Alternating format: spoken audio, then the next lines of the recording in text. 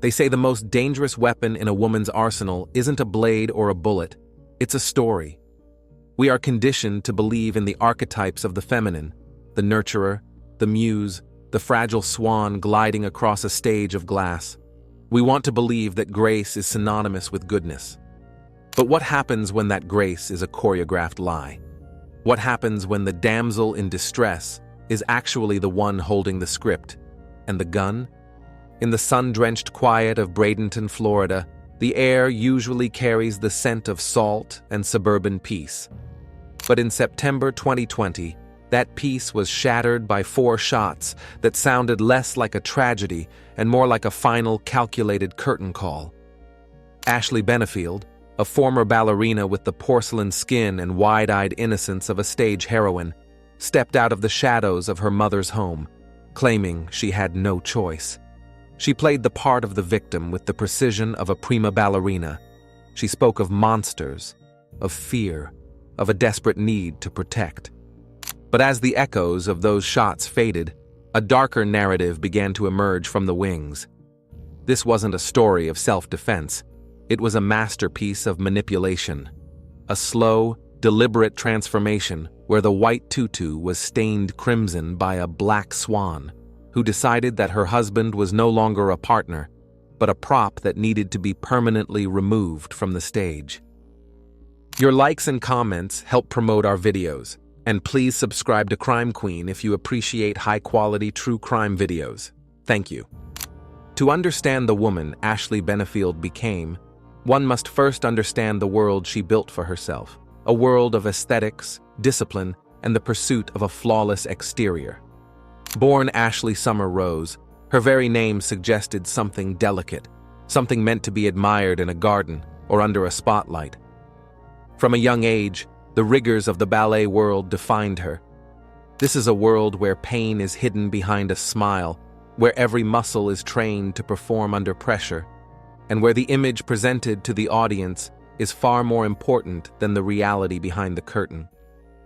Ballet isn't just a dance, it's a psychological conditioning.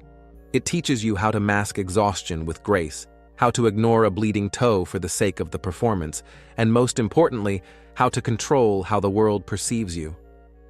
Ashley was a master of this control.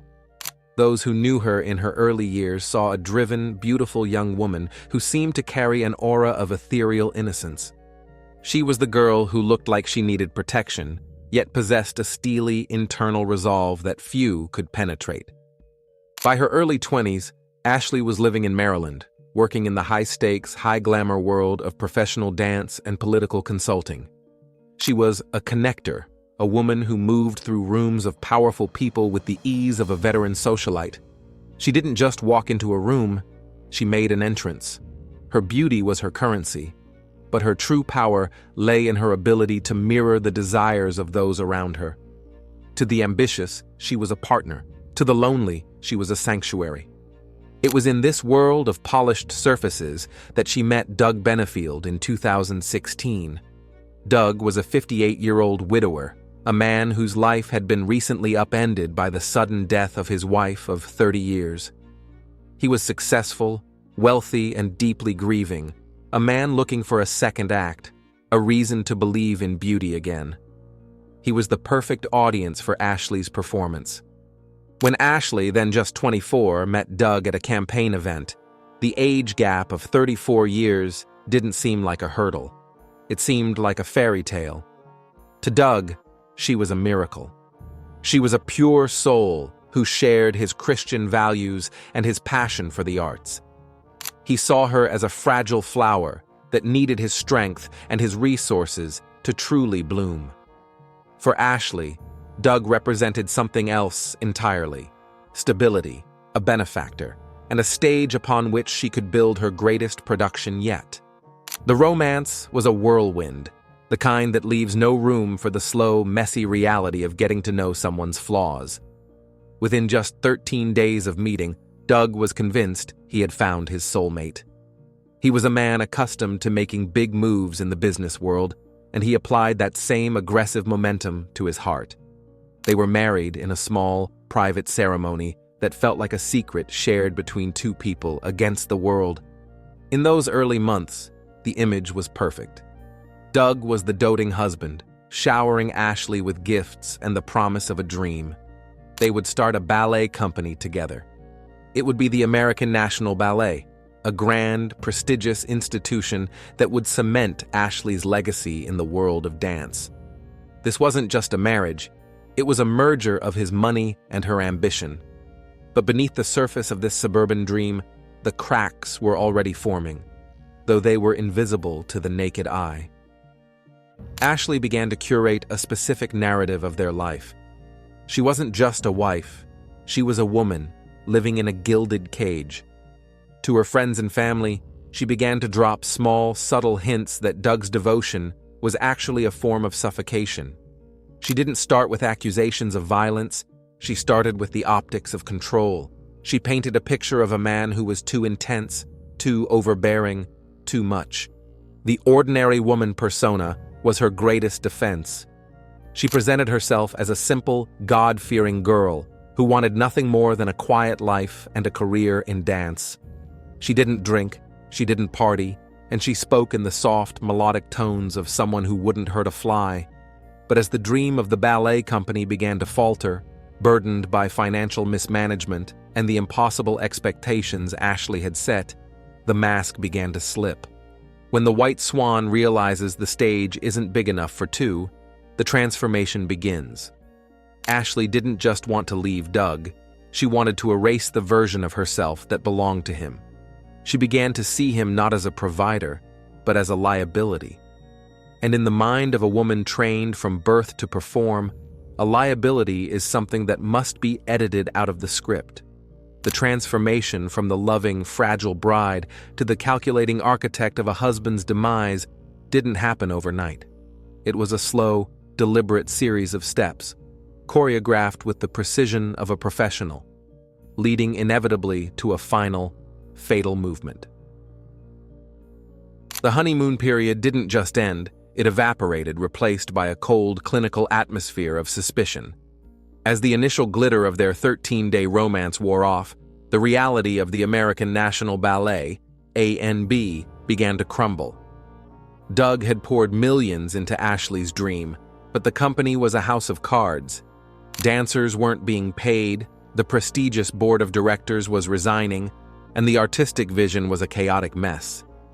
But in Ashley's mind, the failure of the company wasn't due to her lack of experience. It was Doug's fault. He became the scapegoat for every broken promise and every professional setback. It was during this period of professional decay that Ashley became pregnant. In a healthy relationship, a child is a bond. In the hands of a manipulator, a child is a weapon. The pregnancy changed the chemistry of their conflict. Ashley shifted her performance from the inspirational artist to the terrified mother. She began to view Doug not as a husband, but as an obstacle to the total, uninhibited control she craved over her unborn daughter. The cracks in the marriage became canyons. Ashley's behavior grew increasingly erratic, but it was always framed through the lens of a woman in fear. She started a pattern that experts often call the silver bullet, a tactical use of false or exaggerated abuse allegations to secure a win in custody battles. She began making reports to the authorities, claiming Doug was aggressive, that he was poisoning her, and that he was a danger to her and the baby. She wasn't just arguing with him, she was building a file. Every interaction was a potential piece of evidence. She would record him, bait him, and then present the resulting frustration as proof of his instability. Yet, the evidence rarely matched her narrative. Police would arrive at their home to find a calm, albeit confused, Doug and an Ashley who was perfectly composed, spinning a web of subtle, terrifying accusations. When their daughter was born, the warfare intensified. Ashley moved to her mother's home in Bradenton, Florida, effectively kidnapping the child from the family home in South Carolina. She began a relentless campaign to erase Doug from his daughter's life. She filed for divorce, requested multiple restraining orders, and leveled the most heinous accusations a man can face, alleging that Doug had not only been abusive to her, but was a physical threat to the infant. However, The legal system, often criticized for its slow pace, began to see through the Black Swan's performance. Judge after judge found her claims to be unsubstantiated. There were no bruises, no medical records of poisoning, no credible witnesses to the monster she described. In fact, a court-appointed psychologist noted that Ashley seemed to be the one displaying alienating behavior, deliberately trying to sever the bond between father and child for no legitimate reason. Despite the mounting legal losses and the weight of her false claims, Doug remained hopelessly, tragically devoted. He was a man who believed in redemption. He believed that if he could just show her enough love, enough patience, and enough financial support, the old Ashley, the girl he fell in love with, would return. He followed her to Florida, renting an apartment nearby, hoping to co-parent and perhaps even reconcile. This was the fatal mistake. Doug's refusal to go away, his refusal to be erased, drove Ashley into a corner. By the late summer of 2020, her legal options were running out. A judge had recently ruled that Doug was entitled to unsupervised visitation with his daughter. To Ashley, this was a death sentence for her control. If the law wouldn't protect her narrative, she would have to take the law into her own hands. The motive was never about money, though she had spent plenty of his. It was about the absolute ownership of a human life, her daughter. She had spent years crafting the image of a victim, a woman fleeing a predator.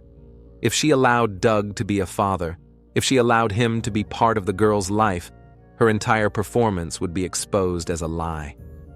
She had reached the final act of her play.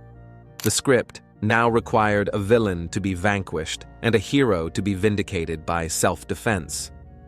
In her mind, she wasn't planning a murder. She was planning an ending. She began to talk more frequently about her fear, telling her mother and neighbors that she was living in terror. She was setting the stage, adjusting the lighting, and preparing the audience for the tragedy that was about to unfold. She didn't want a divorce. She wanted a disappearance. And on a humid September evening, as Doug arrived at her mother's house to help her pack for a planned move to Maryland, a move he believed was a fresh start for them, he walked right into the center of her crosshairs. September 27th, 2020. The Florida heat hung heavy over Bradenton, a thick, stagnant humidity that seemed to press against the windows of Eva Bristow's home. Inside, the atmosphere was even more stifling. Doug Benefield had arrived that afternoon with a U-Haul truck and a heart full of cautious optimism. He believed this was the day they were finally moving to Maryland to start over. A new house, a new state, a new chance to be a family. He had no way of knowing that while he was planning a future, Ashley was finalizing an ending. The afternoon was a blur of domesticity. The packing of boxes, the tape gun's sharp zip echoing through the hallways. To any neighbor glancing through the window, it looked like a typical family transition. But the sensory details within the house told a different story. There was no music playing, no shared laughter, just the rhythmic thud of heavy boots on the floorboards and the soft, deliberate footsteps of a woman who had already decided this was the last time she would ever see him alive. At approximately 6:45 p.m., the Black Swan prepared for her final solo. Eva, Ashley's mother, had taken the toddler for a walk to a nearby park, leaving the couple alone. This was the window. Ballistics and the subsequent investigation would later reconstruct the scene, stripping away Ashley's polished narrative to reveal the raw, clinical reality of the violence. Doug was in the bedroom, likely bending over a box or turned away, distracted by the mundane tasks of packing. He was 5 feet 10 inches tall, weighing nearly 200 pounds, but in that moment, he was completely vulnerable. Ashley reached for her .45 caliber handgun, a weapon she had recently practiced with at a local range. She didn't hesitate. She didn't scream for help. She didn't try to run out the front door into the safety of the neighborhood. The first shot tore through the silence of the suburban evening. The bullet struck Doug in the leg. It was a debilitating wound, one that would have sent him to the ground instantly. But Ashley wasn't finished. As Doug struggled, his body twisting in a desperate, instinctive attempt to comprehend the betrayal, she fired again. This time, the bullet entered his right arm. Then a third shot. This was the fatal blow. The heavy point, .45 caliber round entered his chest, piercing his lung and heart. The sound of the gunfire was deafening in the small room. The smell of acrid cordite filled the air, mixing with the scent of cardboard and packing tape. Doug collapsed, his life spilling out onto the floor of the room where he thought he was building a home. He was facing away or sideways from her when the lead entered his body. There were no defensive wounds on Ashley, no scratches on her face, no bruises on her arms, no signs of a desperate struggle for a weapon. Her hair was perfectly in place, her clothes were untumbled. Minutes later, Ashley walked out of the house. She didn't call 911 immediately. She walked to a neighbor's house, her face a mask of calculated distress. When the call finally went through, she didn't sound like a woman who had just survived a life-or-death struggle. She sounded like someone reciting a script she had rehearsed in her head for months. "I had to shoot him," she told the dispatcher, her voice trembling with just the right amount of practiced frailty. "He was attacking me. I was so scared." When the first responders arrived, they found Doug still alive, though barely. He was lying in a pool of his own blood, his eyes fixed on nothing, his breath coming in ragged, wet gasps. He couldn't speak. He couldn't tell them that he had been shot in the back. He couldn't explain that he had come there to help her. He died an hour later at the hospital, the victim of a damsel who had decided that the only way to keep her child was to ensure her husband never drew another breath. Back at the house, Ashley stood on the lawn, the flashing blue and red lights of the police cruisers reflecting in her wide, pale eyes.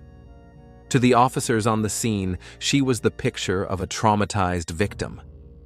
She played the part perfectly, leaning into the role of the battered woman who had finally been pushed to the edge.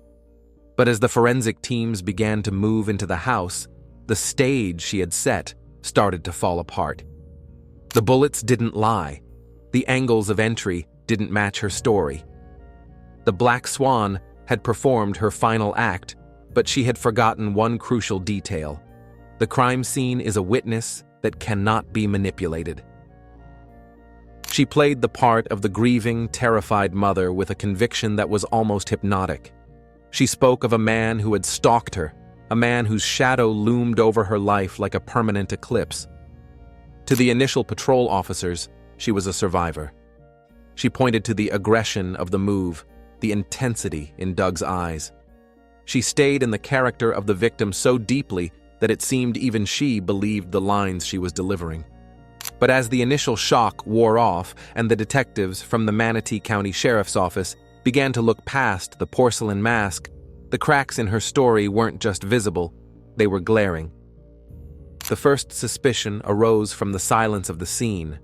In a true life-and-death struggle, the kind Ashley described, there is chaos. Furniture is overturned, there are scuff marks on the walls, and, most tellingly, there are defensive wounds. Detectives looked at Ashley's hands. They were pristine. No broken fingernails from clawing at an attacker, no bruises on her forearms from blocking a blow, no redness around her throat. She looked less like a woman who had fought for her life and more like a woman who had just finished a dress rehearsal. Then came the ballistics. The science of a crime scene is an unbiased witness, and in this case, it was shouting. Ashley had claimed Doug was lunging at her, that he was a physical threat in that very moment. But the trajectories of the bullets told a different story, a story of a man who was potentially turning away, perhaps even retreating. One bullet had entered his side, another his leg, and the fatal shot struck him while his body was positioned in a way that made a frontal assault impossible. The math simply didn't add up to self-defense. It added up to an execution. While the detectives were crunching numbers and analyzing blood spatter, Ashley was busy outside the interrogation room. She didn't hide. Instead, She leaned into the public's perception of her. She utilized the Black Swan persona to her advantage, moving through her social circles as a tragic figure. To her supporters, she was a hero who had protected her child from a predator. She was the face of domestic violence awareness, a living testament to the dangers of toxic men. But behind the scenes, the investigators were digging into her past. They found the trail of failed restraining orders. They found the transcripts from family court judges who had already labeled her an alienator. They realized that the victim narrative wasn't something that started the night of the shooting. It was a long con, a psychological campaign that had been years in the making. Suspicion turned to certainty when they analyzed her behavior in the hours after Doug's death. There was no grief, only a calculated concern for her legal standing. She wasn't asking about her husband's final moments. She was asking about the silver bullet defense. She was obsessed with the optics. The community began to split. In the local coffee shops and on social media, the debate raged. Was she a fragile dancer who finally snapped under the weight of abuse, or was she a cold-blooded manipulator who had used her beauty as a silencer? The term Black Swan began to circulate, no longer as a tribute to her talent, but as a description of her nature, something beautiful that hides a dark, predatory instinct. As weeks turned into months, the damsel in distress act began to wear thin. The detectives realized that Ashley hadn't just shot Doug. She had tried to assassinate his character long before she pulled the trigger. Every medicine bottle she claimed he used to poison her was tested and found to be harmless. Every threat she documented was scrutinized and found to be a fabrication or a provocation on her part. The most damning suspicion, however, was the why of the timing. The move to Maryland, the court-ordered visitation, the realization that Doug was never going to stop being a father. The investigators saw the motive clearly. Ashley didn't want to be a co-parent. She wanted to be the sole author of her daughter's life. And in her world, there was no room for a co-star. The mask was still on, but the audience, the men in suits with badges and legal pads, was no longer clapping. They were waiting. They were watching the way she moved, the way she spoke, and the way she never, not once, showed a flicker of genuine remorse for the man who had loved her to death.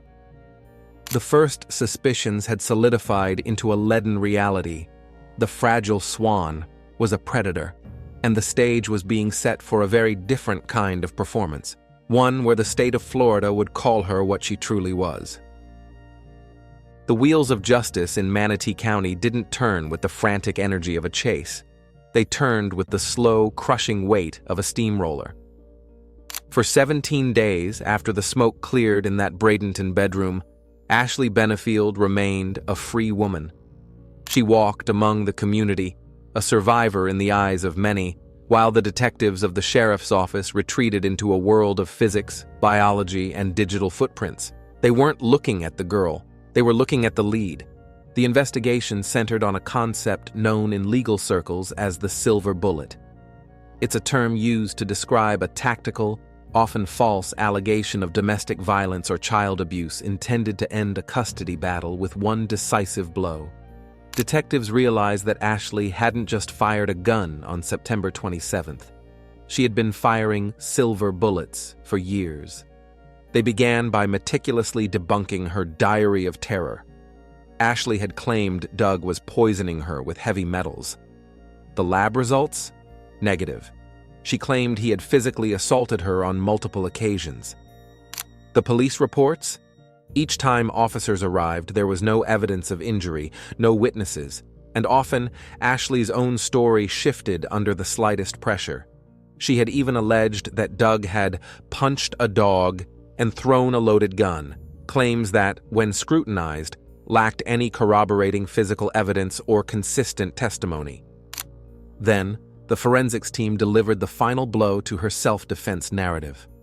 In a standard stand your ground or self-defense case, the physical evidence usually shows a face-to-face confrontation. But the ballistics report on Doug Benefield was chillingly inconsistent with Ashley's story. She claimed he was charging her with his arms up, like a monster in a horror film. However, the path of the bullets told a different story. One round had entered Doug's right leg, from the side. Another had entered his right arm while it was down, not raised in a threat. Most damning of all, the fatal shot had entered his chest at an angle that suggested he was turning away or falling, not lunging forward. The evidence doesn't just suggest she wasn't in danger, one investigator noted. It suggests she was the one closing the distance while he was trying to figure out why his wife was pointing a .45 at him. The detectives also analyzed the psychology of the scene. If a woman is truly terrified for her life, her first instinct after a shooting is survival, calling for help, checking on her child, or fleeing the immediate area. Ashley's first instinct was the narrative. She didn't call 911 immediately. She waited. She composed herself. When the recording of her 911 call was analyzed by experts, they noted a haunting lack of physiological distress. No heavy breathing, no frantic pacing, no genuine shock. It was a performance that had started before the first shot was even fired. Her overconfidence was her undoing. Ashley seemed to believe that her status, a beautiful, young, white mother and former ballerina, provided an invisible suit of armor. She believed that in the state of Florida, the mere mention of domestic fear would be enough to shut the case. She had successfully manipulated Doug, her family, and even some local officials for years. Why would the detectives be any different? But the lead detective, a man who had seen 1,000 masks, saw through the tutu.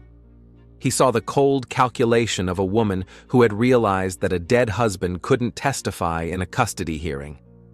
On November 4th, 2020, the armor finally shattered. Ashley was arrested and charged with second-degree murder. The exposure of her plan sent shockwaves through the community. The Black Swan was no longer a nickname for her grace. It became a label for her nature, a rare predatory force that had hidden in plain sight. As the case moved toward trial, more details emerged from the digital shadows. Investigators recovered deleted messages and searched her browser history. They found a woman who wasn't researching how to escape abuse, but rather how to get away with and custody laws in Florida.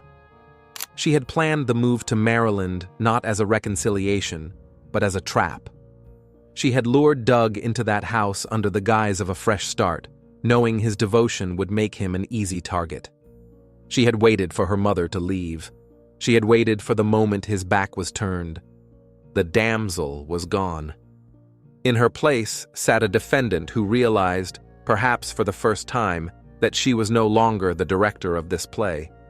The state had the floor, the evidence was the script, and the ending she had so carefully choreographed was about to be rewritten by a jury of her peers.